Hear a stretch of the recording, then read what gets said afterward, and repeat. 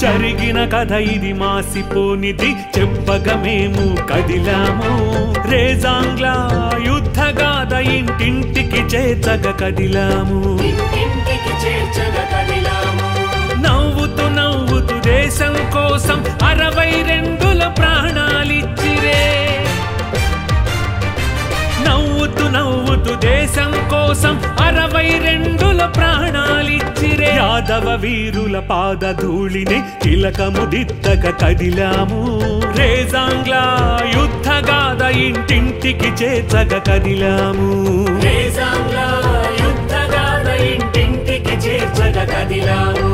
వందనము అభివందనము యాదవ వీరులకు వందనము వందనము శతవందనము యాదవ వీరులకు వందనము